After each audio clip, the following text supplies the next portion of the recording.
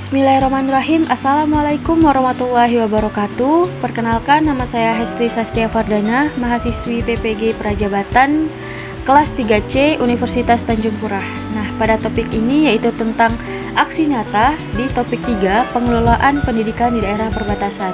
Pada slide ini tentang pengelolaan pendidikan daerah perbatasan. Sebagaimana kita tahu, sekolah-sekolah yang ada di daerah perbatasan, yaitu di Indonesia dan Malaysia, itu yang ada di Kalimantan Barat, menunjukkan masih banyak kekurangan yang perlu diatasi, seperti kekurangan ruangan kelas, peralatan belajar, dan akses internet yang memadai. Terus adanya infrastruktur jalan yang buruk sehingga menyulitkan akses bagi guru dan siswa untuk menuju ke sekolah. Hal ini perlu adanya pembangunan infrastruktur yang lebih besar untuk pendidikan di daerah perbatasan. Adakan peningkatan fasilitas belajar seperti perpustakaan, laboratorium, dan akses internet yang dapat mendukung pembelajaran lebih efektif dan interaktif. Seperti gambar yang ada di slide itu, bagaimana siswa menuju ke sekolahan dengan kondisi jalan yang kurang memadai. Nah, seperti yang kita tahu, dalam merancang program pendidikan yang sesuai dengan kebutuhan peserta didik, tentunya kita juga harus mengetahui karakteristik khusus dan pemahaman yang mendalam tentang konteks sosial, budaya, dan ekonomi dari peserta didik tersebut.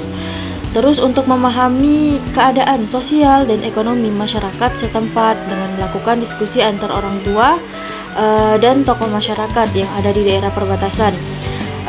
Sebagaimana setiap daerah itu memiliki potensi dan keunikannya sendiri seperti budaya, seni, dan sumber daya alam. Jadi dalam mengembangkan program pendidikan harus memperhatikan potensi tersebut. Nah, hal ini dapat dilihat dengan pendekatan Pancasila sebagai pondasi pendidikan. Upaya untuk meningkatkan fasilitas dan sarana prasarana di daerah perbatasan harus dilakukan secara menyeluruh dan berkelanjutan.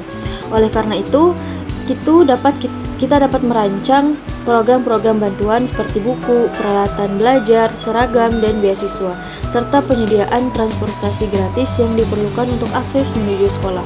Hal ini harus dipastikan bahwa setiap anak yang ada di daerah perbatasan, terutama Indonesia dan Malaysia, itu dapat meraih masa depan yang baik. Selanjutnya pada slide penggunaan teknologi pada pembelajaran daerah perbatasan, yang mana dalam pembelajaran tersebut mengenalkan konsep baru dengan cara yang menyenangkan dan menarik minat peserta didik, terutama dalam penggunaan aplikasi pembelajaran yang memungkinkan tanpa memerlukan jaringan internet, sehingga peserta didik itu dapat menggunakannya di luar jam sekolah.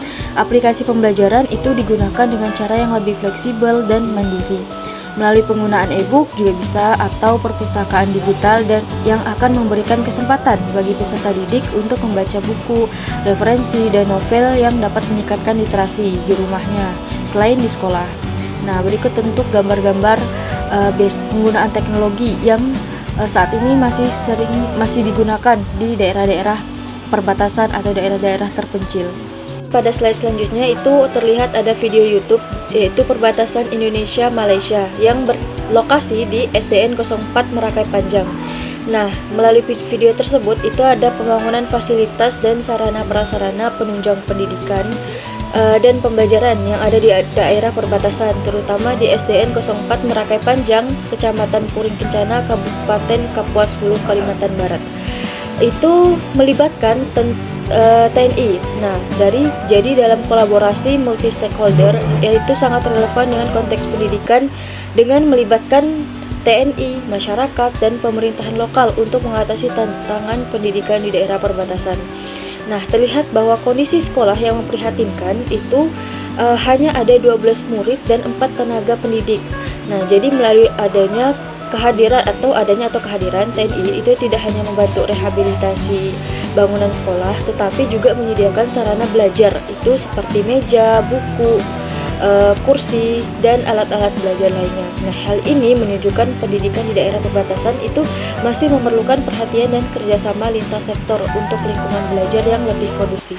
Demikian pemaparan tentang pengelolaan pendidikan yang ada di daerah perbatasan. Terima kasih. Wassalamualaikum warahmatullahi wabarakatuh.